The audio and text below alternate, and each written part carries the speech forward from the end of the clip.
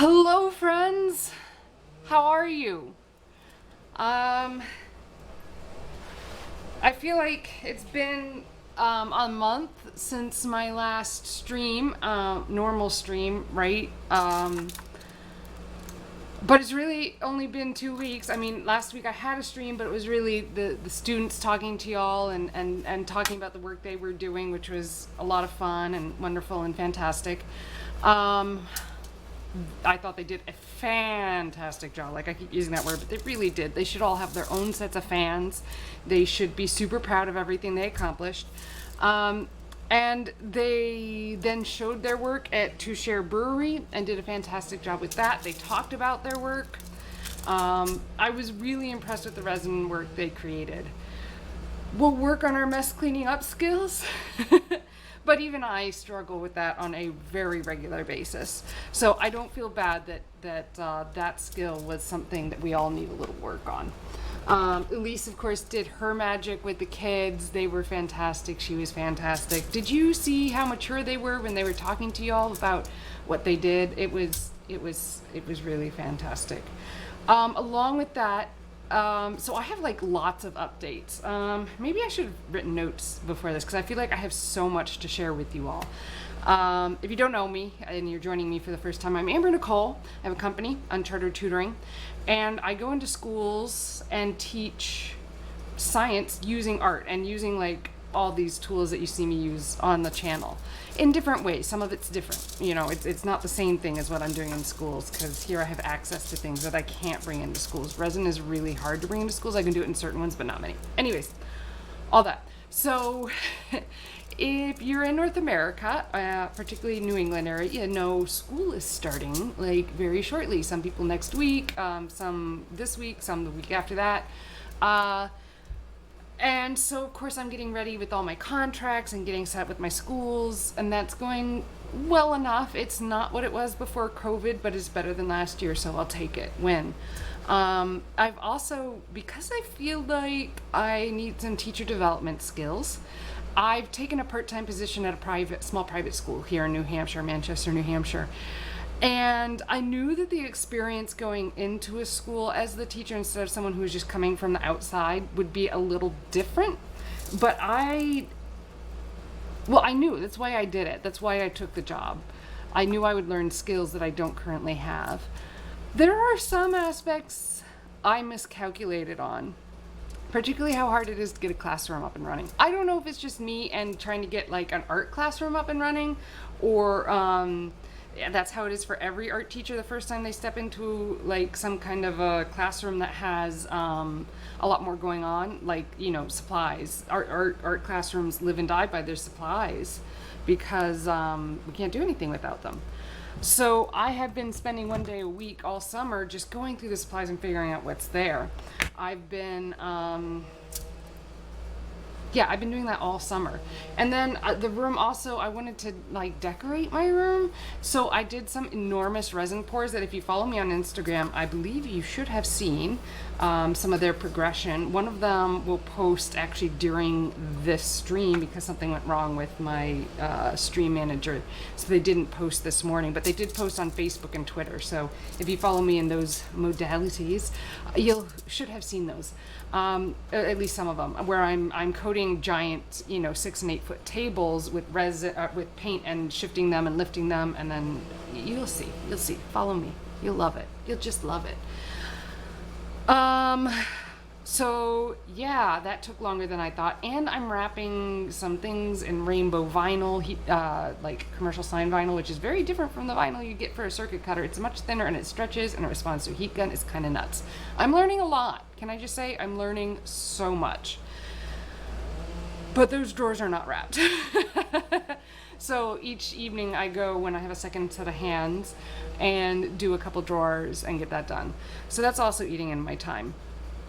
I'm learning a lot. I was at a teacher workshop this morning, just learning about new methods of teaching, how to integrate and work students towards goals. It's really always fascinating for me to understand how people have analyzed how teachers do what they do and how to do it better. I love learning that. But my narcolepsy is really acting up because this is a lot to throw in all at once.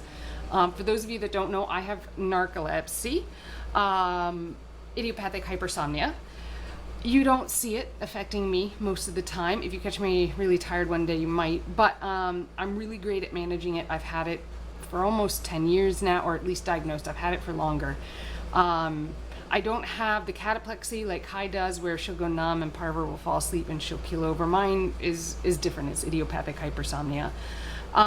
So I'm tired. It's a couple of the later nights and a little bit of the early mornings, which I'm not used to. And that I'm not always getting my exercise in early in the morning when I start. So that's making my life harder. Exercise is very important to me to keep me awake. And I had struggled to sit in meetings all day because I'm going to start falling asleep because I'm not getting exercise. That's how these things work. So I'm managing with life balance type things right now. As for the stream, there are a couple updates. I am going to show you guys some resin pouring on some paintings that I did last week with the kids. I think you guys will love it. It's a great just little add-on to what they were talking about in their work, just so you can kind of see how I get some even coatings, how I just make it all work. Right now, most of my completed resin paintings are hanging up outside my art room at Mount Zion, because as the new art teacher, I don't have any of the previous artwork from students. So I didn't have anything to put out on the walls. So I put my own work out there and hope everyone loves it. I think everyone wants to do paint pours now, which might be out of budget, but I'm gonna find a way to make it work. Baby Lock and Sergio are back in the studio. I haven't been able to sit down and sew with them yet because I've been so busy, but here we are in the bags that they were sent home in. Look at this. Baby Lock in her full glory. Oh, you know, loveliness. I used Backman and Bobbin for the first time in the Concord direction. Oh, Sergio here in his wonderful glory. Best friends forever. And what I hope to do is eventually get back to a few sewing projects, because you guys seem to like those. I want to, because you know, we're looking at some increased COVID cases, I'm going to share my mask pattern with you all. I'm thinking next week I'd like to sew, walk you through how I sew that. I'm not doing it this week because I need some more supplies, some things to set up, but I'm going to walk you through how I sew them, how I make them awesome, the tips and techniques that make them awesome, and I'm going to share that pattern with you, because every single friend I come across at an event, there's usually, because I made so many and gave them away to my friends, I usually see about 3 of them at every time I leave the house. I did make around 300 just and handed them out to friends last fall. So my masks fit really well. That's what my friends are saying. Like, they're even like giving one of them to their best friend because they want their best friend to be safe. And everyone is like, they work with glasses. They don't fog them up. They're so different from a lot of other of the homemade colorful masks that I want to share that possibility with you all. I want to share that safety with you. So I'm going to do that on the stream using Baby Lock and Sergio. However, it does bring me to some really hard news. I do see, you know, I've got one viewer right now. I know that more of you come on later, and a bunch of you, because I keep getting followers when I'm not streaming, so I know a bunch of you are just watching afterwards, and I love you all, and I appreciate you all, and thank you. Like, I just got some people, I have no idea who they are, and I'm so excited they're starting to join me. Like, I have a Tiger and a Smooth Intensity just joined in the last 24 hours. So I know people are watching afterwards too, so I hope you'll take this as if I am live in front of you and not just in a recorded stream. If you want to say something, I'd appreciate. What I have to say is going to be very, very hard. I started this streaming process knowing not exactly what I was getting myself into. Like, I didn't even really understand the community, but I was like, I'll just try it, do it, see how it goes, whatever. I'm making stuff anyways. Why don't I tell people how I'm doing it or show them how I'm doing it? I have all these cameras that are pointed at me anyways for class, so let's try it. I'm enjoying the process. I don't intend to stop anytime soon, if that's what it sounds like. But I made some friends along the way, and friends I didn't quite expect, and friends that I didn't anticipate the kind of closeness that we might develop, even just with me talking here on the screen to you, and to them, and them typing in the chat. So it all ties into the narcolepsy. You guys know I have the idiopathic hypersomnia. You know, my studio manager has narcolepsy too. But in my process of streaming, we found another narcoleptic. She was younger and earlier in her narcolepsy journey. Anna, who would always chop in with a positive word, remind me to hydrate. And she named the sewing machines, you know, Baby Lock, that's the brand, but, you know, Sergio, or the Serger is Sergio, and she decided, you know, she helped me build a narrative very early on. I want to say it was my first stream, maybe my second stream. She popped in and was just a light in my stream. She had a tough life. A very, very challenging life. You can go back and watch through some of the previous videos. Granted, Twitch only keeps them for about 2 weeks, but I do upload them to YouTube afterwards, so that, you know, people have a repository of previous streams. But Anna would pop in her wakeful moments and provide positive feedback and just interact in wonderful, wonderful ways. And I received news via Instagram from the woman who was caring for her, Sophia, that Anna took her own life. This is really sad news. She was young. I was excited for helping her discover her creative self, like I am with everyone. And I felt a special connection with Anna because of her narcolepsy and sleep challenges. But at her young age and the life that had been forced on her, and the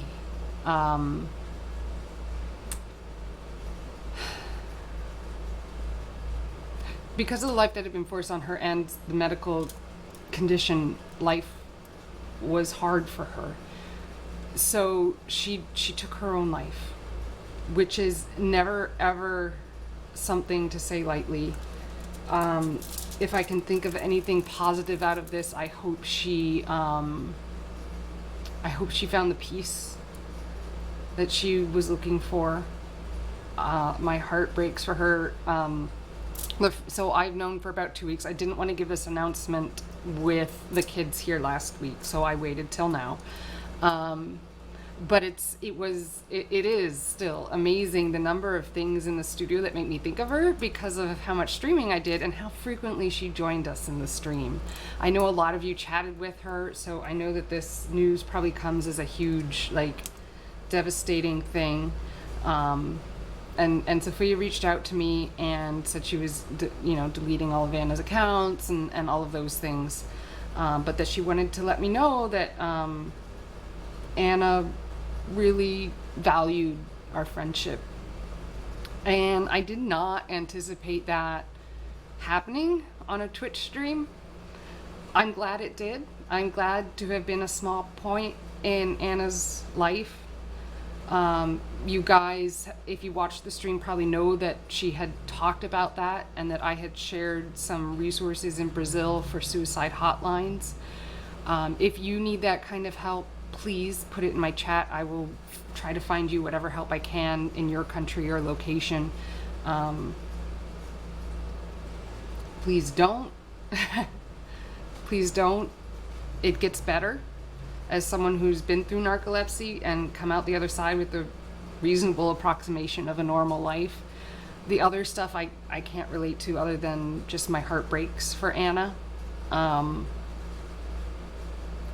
And I'm heartbroken over this. She's like, what do you do? What do you say? There is nothing to do or say. Like, I told Sophia how lovely Anna was on the stream and how much I enjoyed having her. Anyone who knew someone or that was struggling with those things always has those thoughts about, like, I should have done more or I could have done more.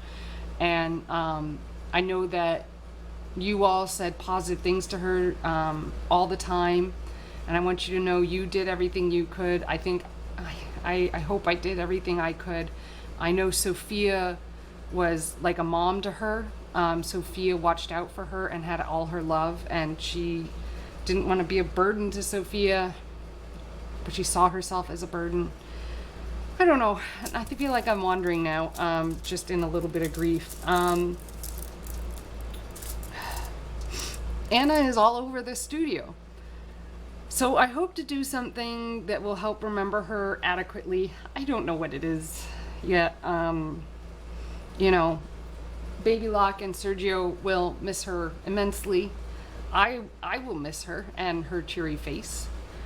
Well, her cheery username popping up, and her cheery words reminding me to hydrate, and how positive and supportive she always was.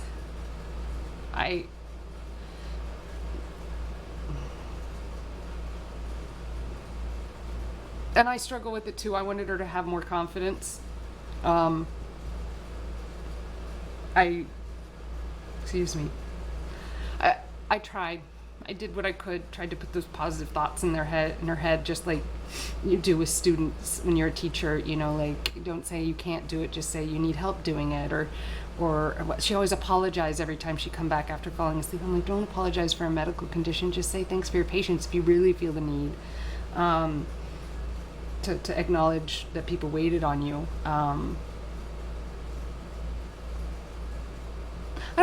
don't know what else to say, y'all. I don't know. Are any of you here want to say anything about Anna? I don't know. I want to give you that time and space to do that so that we can remember some adorable moments, or really, she was just so positive and uplifting and encouraging. And all the way from Brazil, like, she was, I think, my first international follower, and she was just such a cheerleader. And that really touched me. So, yeah.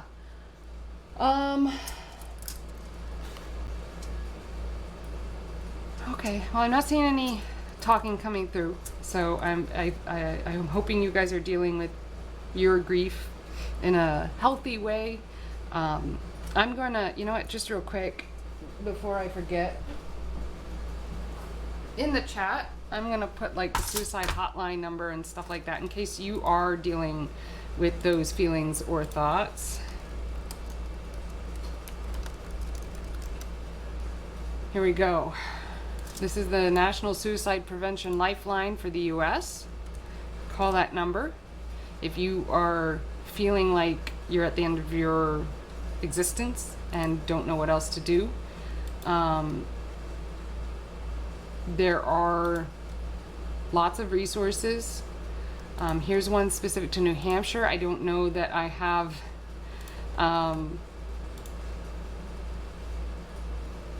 I don't know that I have a lot of followers in New Hampshire, but you know, just saying. That's where I'm located. And here are several crisis lines. So like for trans people, disaster distress, LGBT people, veterans also have a high rate of suicide. So I want to make sure that those resources are there for you if you're struggling like that. I can say my struggles generally are around anxiety and not depression. So, you know, I had one depressive day, and that, like, recently, and that's it. So depression isn't my main thing, but I'm here for you if it's yours. And then because Anna was from Brazil, I would like to put Brazil's suicide hotline that is available in, there you go. Well, several numbers for several suicide hotlines and websites, resources. I did ask Sophia if she had any charity or anything where we could send money if that was a thing we wanted to do, or like a funeral home for flowers. She didn't respond, and that's okay. You know, she gets to grieve in her own way. She does not owe us anything. I just hope that she is in a good place. I hope that Sophia has the support network she needs to get through this. She was there for Anna at a time when no one else was.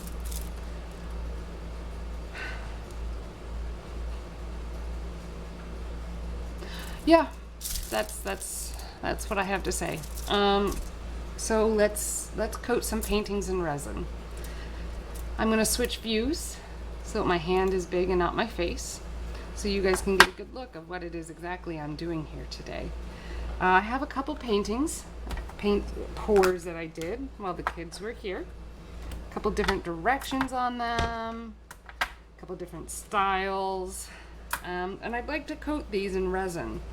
I even did an egg paint pour. My egg, I took the broken egg so the kids didn't have to take the broken one, but it really actually kind of worked. So maybe if you plan far enough ahead for Easter or whatever holiday you have that celebrates with eggs, you know, do consider doing a paint pour on an egg. It actually turned out really beautiful. So I need to do this some more, obviously.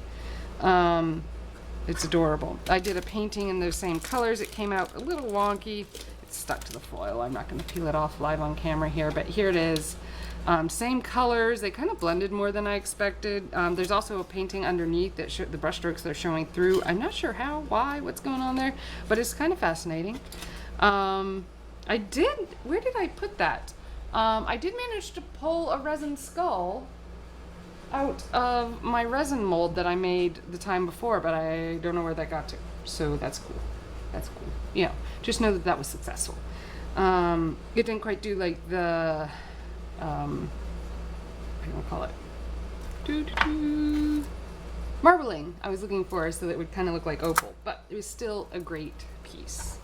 I know how to do it next time based on the failure of that one. So that's what it really comes down to, is anytime you're failing, it's really just more of an experiment. Just consider an experiment. You tried something and you learned something. I picked up these really itty bitty 2-inch canvases that I kind of love and adore. They're so small. I used to think these were so small and cute, and now these are so small and cute. So if you if you have a favorite, do let me know. 1, 2, 3, 4, 5, 6, 7, 8, 9. The shininess that you might see in some of these is caused by mica powder. The little dots that you see poking through here in this texturing, the little cells is what those in the industry call it. That's caused by silicone, and this is one of my favorites. I've done it in a long time. This one was done by the paint that dripped off of these, and then I pressed into it and pulled it up. Isn't that nice? It really looks like kind of peacock, like feathery and birdy and all those colors from a peacock. This is actually several different black colors. I know it's really hard to see. I don't even see it, but there are several different black colors in this. It's a black paint pour that I then put Diamond Dust by Stuart Semple on it. He makes the blackest black that's not Vanta black. He's really anti-Anish Kapoor, so yeah, they are different blacks in here, but I really don't know. They're not showing up. I must not have differentiated enough with them. So that's going to be something I'm going to try to coat. I think. Maybe I won't. Maybe I'll just do this one and see how it goes. It's really lumpy, which is frustrating for me. I don't like that. And then I did a frame because, you don't have to always do a canvas with this technique. I showed you the egg, here's the frame. There's a lot of different things you can coat and consider doing. So let's, mix this up a little bit, make a little more room for the frame over here. And so I'm going to mix some resin, and I'm going to pour the resin on these. Now, one of the things that I've learned from making these things is to elevate these frames. I'm going to go get some. Oh, hey there. I thought I got some. Get some little cups. If you set it up so that the cup rests inside. That can sometimes work, all right? But depending on your canvas, it can sometimes create like a dome effect, you know, like up this way. Trying to figure out what view is the best one to be like a dome effect. It presses as it rests, and I don't like that. You can do it. It's not wrong. Nothing is wrong. It's just a way to do it. So I like to use these littler ones. I didn't grab enough, I don't think. I didn't think I counted these accurately. And rest them just on two opposite corners. Trying to make sure that there's plenty of room for the resin to drip off. If you can kind of see in this camera, that's now elevated. And that helps me create a very smooth surface.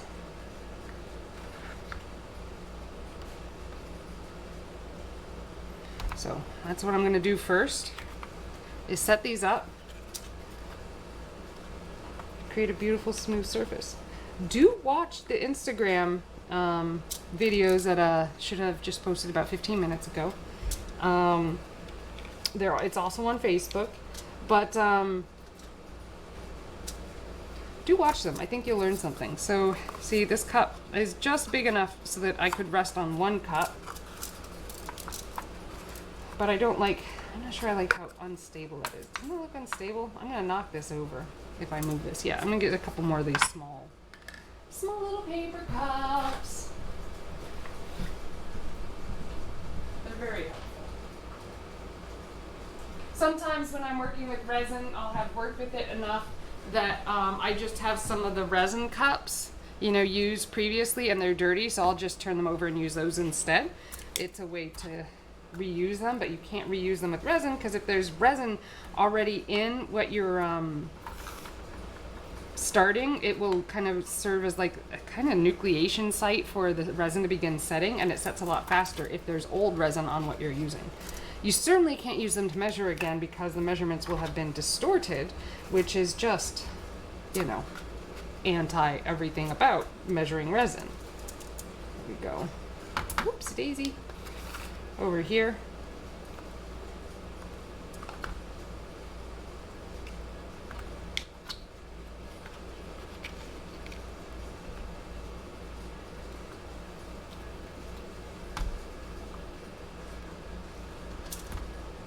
And I'm going to put this one, move this over just a smidge. You need to give them a little space, because the resin is going to have thickness to it as it drips.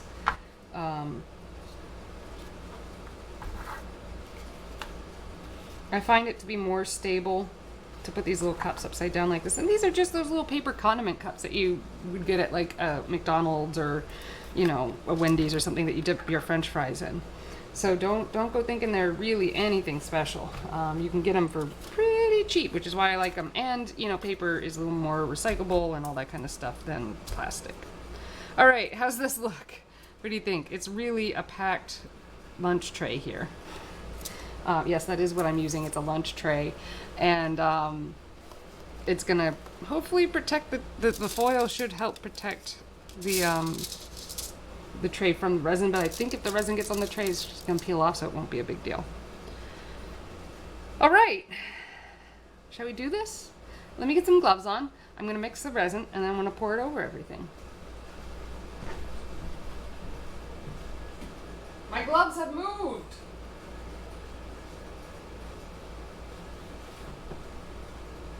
Uh-oh. Try to move my gloves.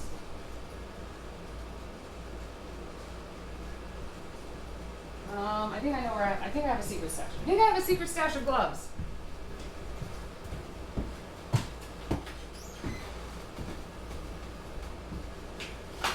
I do have a secret stash of gloves.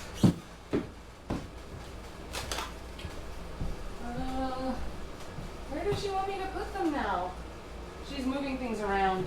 It makes me nervous. I'm sure it'll be good when it's done. It always is, but it makes me nervous.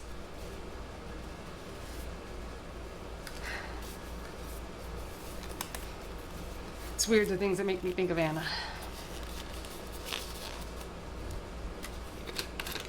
Hydrate.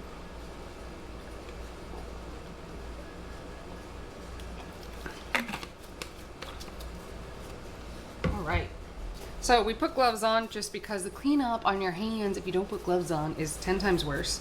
And you have to go at it with a scrub brush and soap, and sometimes you miss spots and then it gets on your leather couch and things go wrong. So we don't want that. Gloves are good standard, clinical practice. So we want to keep that going. Good science. All right, I'm gonna move these up a little bit because I forgot I'm gonna need to actually like mix this resin. Like you do.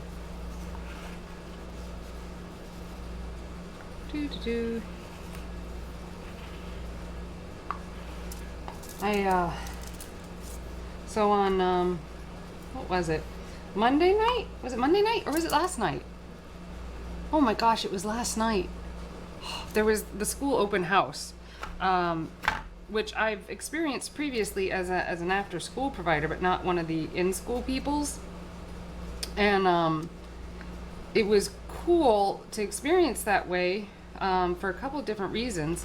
One in particular, I need to get the resin, was that the high school students actually came and talked with me. And normally I don't get the older students interested in my programs. So this is part A and part B. We lost the lid, so I really do need to use up this resin before it goes bad. And I'm going to mix, what should I mix?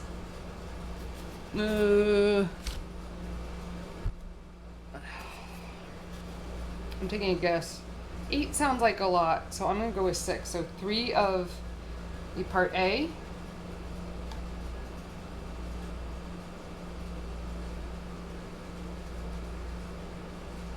And I just really had a great conversation with some of the high schoolers about the creative process and what I'm hoping to do in the classroom.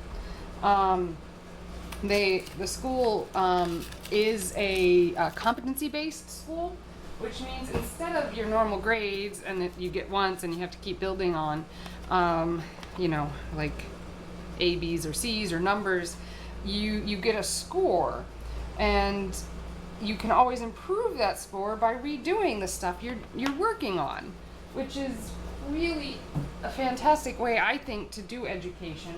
I've worked that way at the Institute back before it closed when I was a professor there, and I see a lot of benefit to it, a lot of benefit.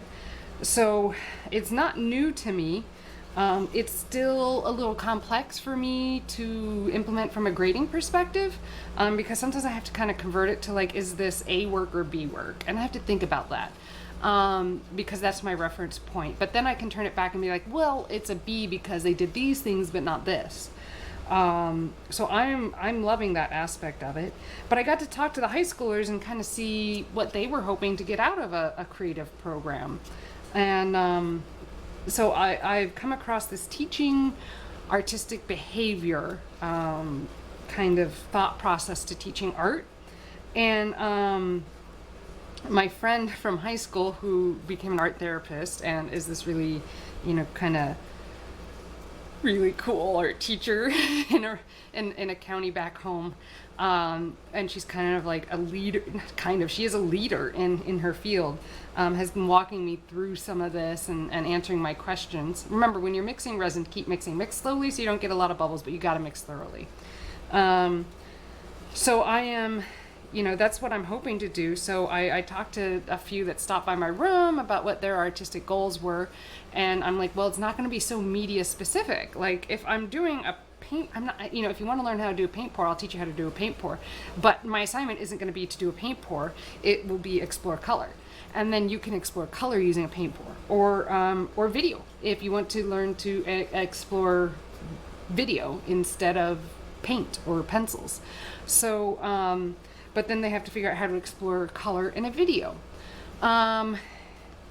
And I have a lot of that digital background that I hope I can use to teach them whatever it is they want to learn. If they want the video editing side of things, if they want the hands-on side, if they want to learn calligraphy, those are all things I can teach them. And if they come up with something that I don't know how to do, then I'll get to learn to do it along with them. I'm quite happy to do that. So they seem to like this idea.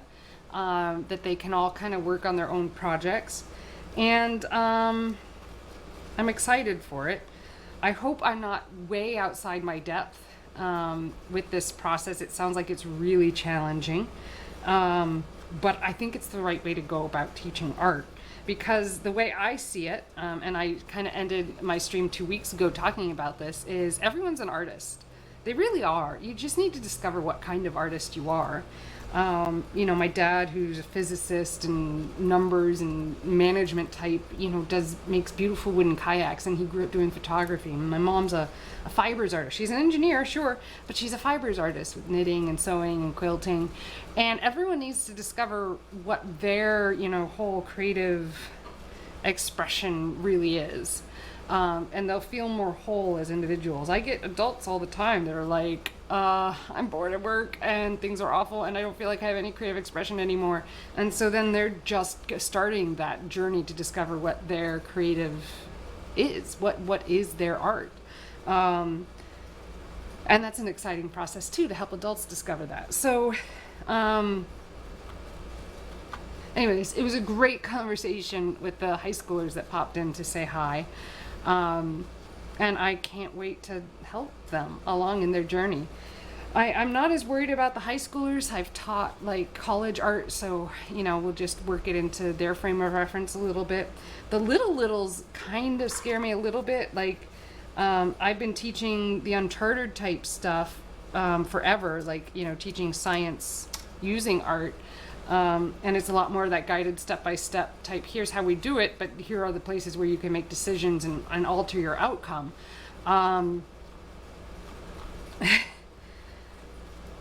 But how do you do the teaching artistic behavior thing with preschoolers or kindergartners? I'm not entirely certain. I'm going to work through it. I am. I'm going to do it. One way or another. I'm going to do it. I've been teaching art for a very long time, so I'm confident that I will be able to do it. I'm just, you know, learning a new way to do it that I think will end up better. Anyways. You may not realize this, but teachers think like this all the time, all summer long, and they're rewriting their curriculum. So, yeah, they're not taking the summers off. I'm feeling a little overwhelmed, but excited for the whole process. All right, this is pretty well mixed. There are some bubbles. They'll hopefully come out as we pour. You can see that there's no like ribbons left. I don't see any refraction going on. I do have like these dark marks showing up that I'm not sure how they got there. I'm just pulling them out when I see them. I don't know what's up with that. All right, so now we just literally pour the resin onto the canvas. Now, I'm a cheapskate. I don't want a bunch of resin dripping over the edge that isn't actually going into the art, because resin is expensive. So I have a tendency to do something like this, where I move the resin around, get it to go to all the edges, and let it drip onto the other pieces as I do so. I know. You would think I have the budget to just let loose with all the resin on the world. I found holding by the back, kind of like a clamp, can kind of be helpful.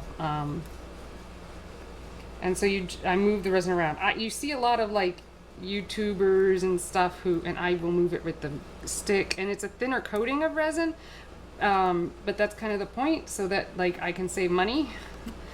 But you know, if you watch other artists, YouTubers do it, they're just letting it fall off the side, and they don't seem to mind. They seem to have a better budget than I do.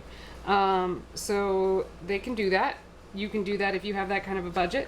I am trying to save supplies at all times. All times. So here we are. Look, more, just a little more here, because that one kind of moved around.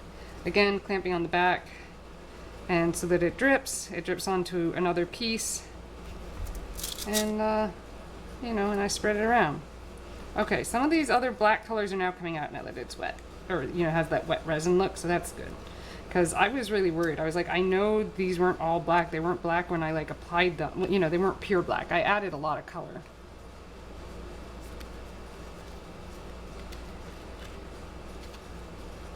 Now, the only downside to this elevation style, but I think it's better than all the others, is you do get drips on the back, but you can always shave them off and sand them down.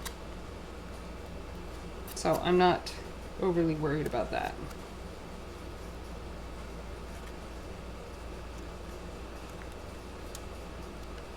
See that? Nice and coated. And if I have resin left over, I will, of course, just pour it back on and add thickness to it. But especially at the beginning, I'm not quite gonna do that. I should really probably pour each one of these so I make sure I get resin on each of them, just a little bit. It's warm here. I don't know what it's like in your neck of the woods, but it's warm here, 90 degrees, which we used to get, like, literally, we talked about it. It was like, it was one of the most amazing things about living in New Hampshire is that we really only got like 3 days above 90 degrees all year round. And now we're getting them in like May and stuff. God, this climate change stuff is rough. And that's just in the 10 years that I've lived here. Wonder how different it was. You know, 100 years. They're temperature tracking for at least 100 years. 200 is, I think, about where a lot of the temperature tracking kind of hangs out for the limits for systemic tracking of temperatures in a scientific way. Wow, I have a lot of resin left over. Okay, cool.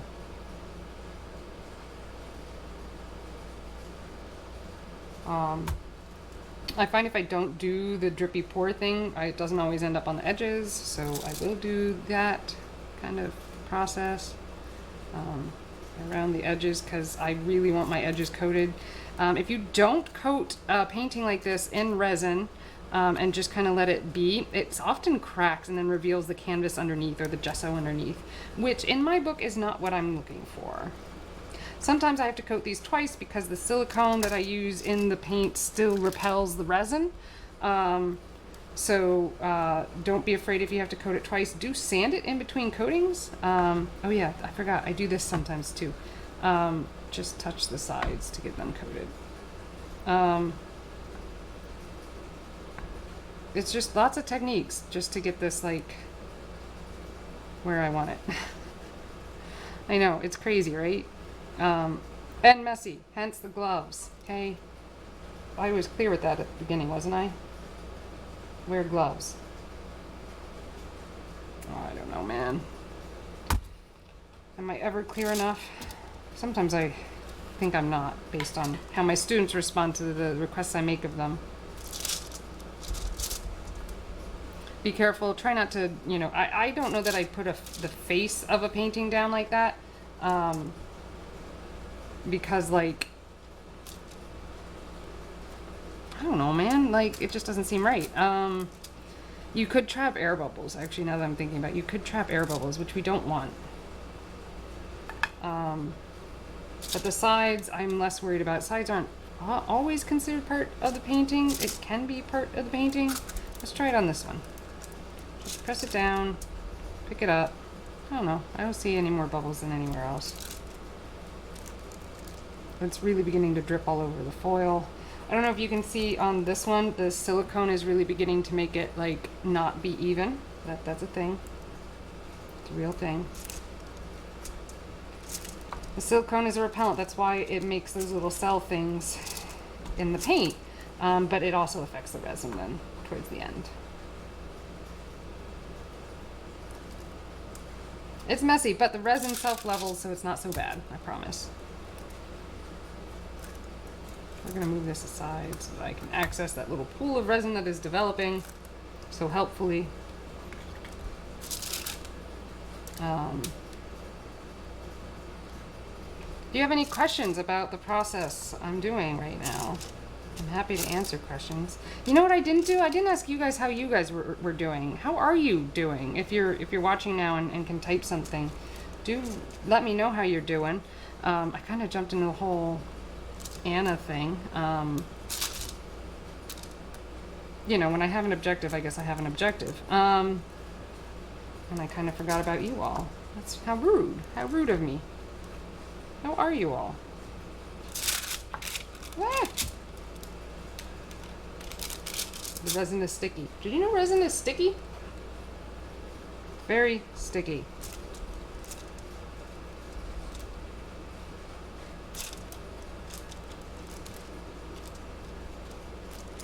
No comments? That's okay.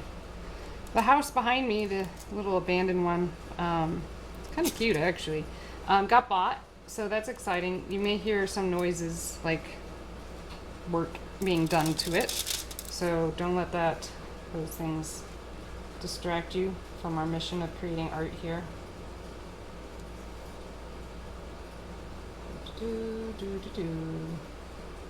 There we are. Add a little more resin to the frame here so that it can get really nice and coated.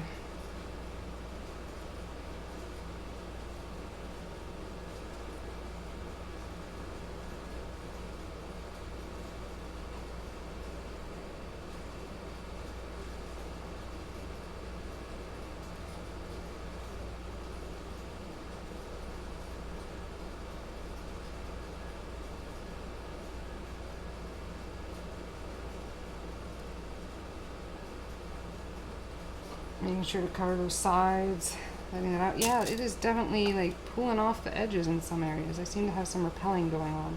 So that means that these may take 2 coats, which is okay. It's just annoying, you know, like life often is. But if life is giving you a hard time, please, you know, don't take your life.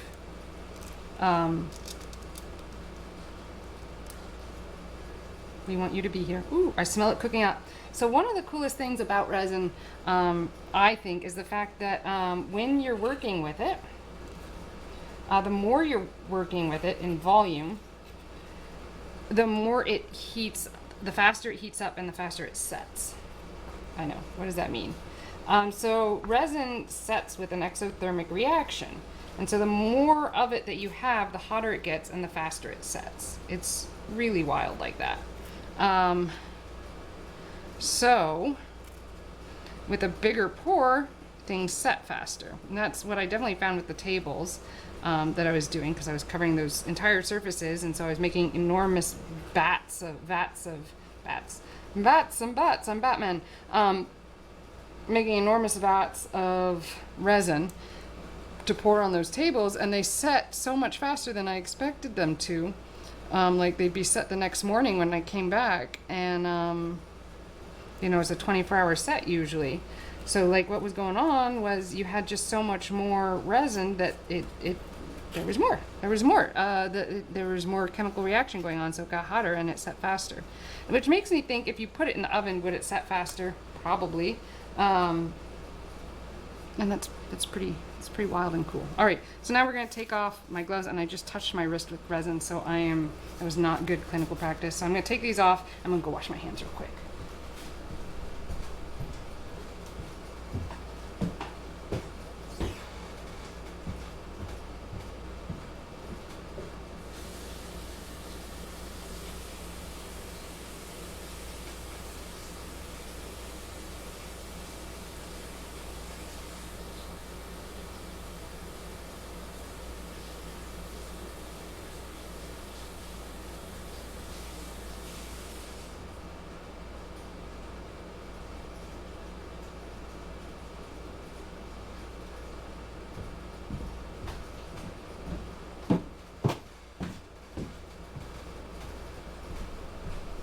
So that's how you do the resin pour to coat your paintings. Oh, good. There's resin on my mouse. Let me get a paper towel.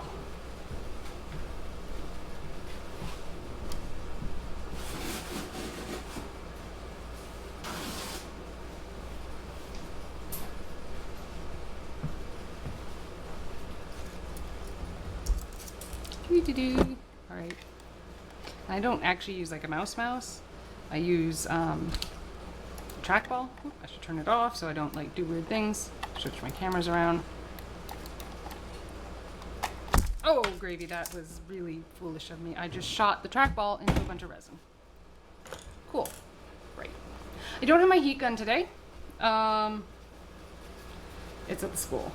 Because I've been wrapping drawers with vinyl and it requires that. So what I will do is get down low and I'm gonna blow on it. With a hot mouth, like you're trying to warm your hands in the winter. That seems to work.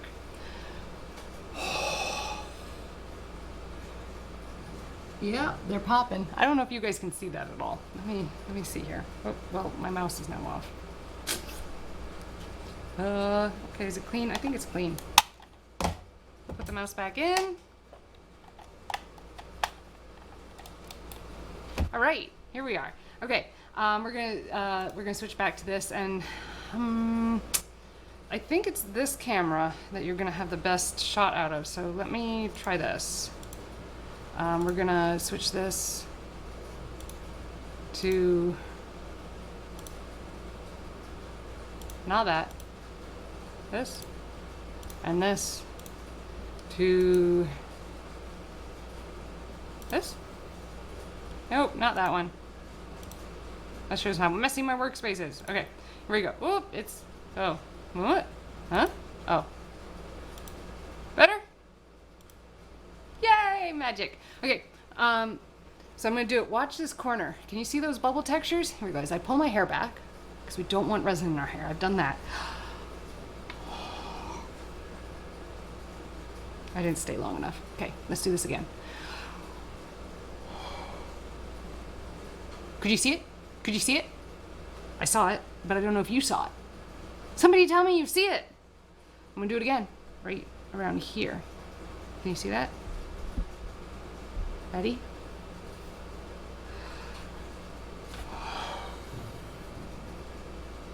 You saw it, right? It does work. Granted, a heat gun is way better. But you use what you have, okay? Like, don't knock it. You don't need fancy tools to do everything on the planet. They make things better. And I'm known for walking away with tools. I was putting my hand in my pocket and realized I walked away with this chuck from the school that I've been working with. I'm sorry, school. I will get it back to you. I promise. I didn't realize I walked away with your chuck. I'm sorry. I think it's a chuck. I think that's what it's called. It's like a part that goes in a part for a drill. Sorry, y'all. So yeah, keep doing this, right? Where we... And I am trying to get those hairs. I am trying to get those like little bits at the bottoms of my lung, because that's where your air is warmest, right? And all those bubbles, I just touched it. Don't do that while it's wet. A little bit there. It needs to drip over. It's not a perfect pour.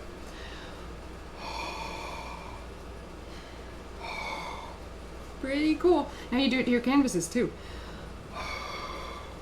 And it disappears, and it's amazing. The little bubbles. Now, not all of them go away. That's why the heat gun's better. But my face is close enough that I can see all the really tiny, tiny bubbles.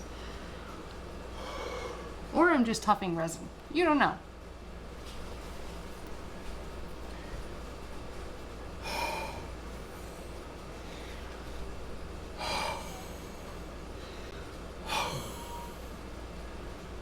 Right? It looks so much clearer.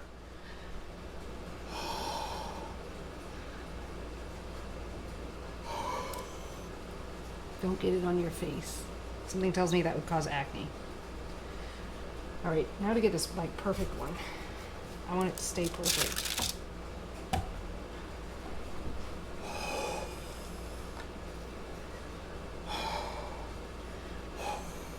Actually, there was like 2 bubbles on it. That's nice.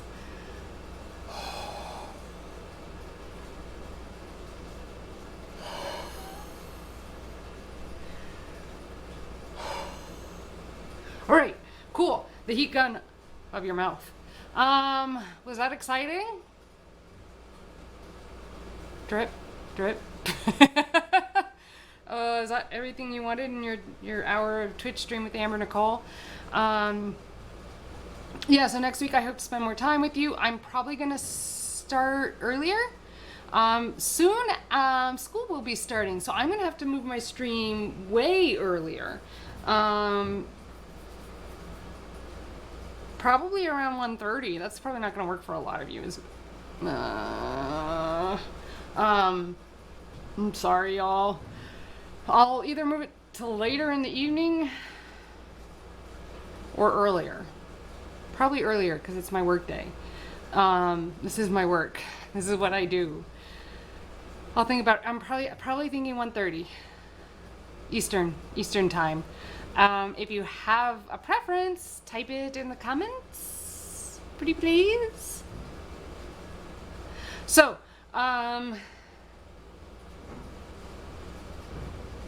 yeah, just a coating of resin.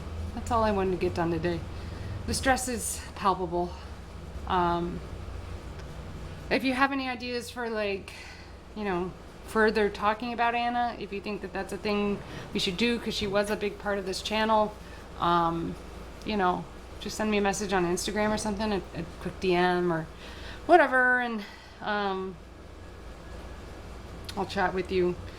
Check out these resources, you know, the suicide hotline number, 1-800-273-8255 in North America. And yeah, there's sprc.org. There's NAMINH.org. There's the Suicide Prevention Lifeline.org. There's suicide.org/hotlines/Brazil-suicide-hotlines.html. There's cvv.org.br. And then there's samaritanos.cjb.net. Those are resources for you if your life is feeling awful. And I hope you will reach out to them. Reach out to me in my Instagram DMs. I'll get back to you when I have a second to sit down. I obviously don't sit much. I'm running around, putting together a classroom, getting ready for the kiddos to come back to school. But I will talk with you, and I will get you someone who can talk with, like, real knowledge. You know, I do this stuff. This is where my knowledge is in terms of therapy and how to prevent suicide. I don't quite have that knowledge, but I can listen and just be a person, you know, if you're cool with that. Anyways, y'all are awesome. You know, send positive vibes, prayers, happiness to Sonia. I certainly send those things. Anna was a big part of the channel. And it is what it is. So, with science and love, as always, actually quite a bit of nervousness and anxiousness for the school year to start, I'm going to sign off.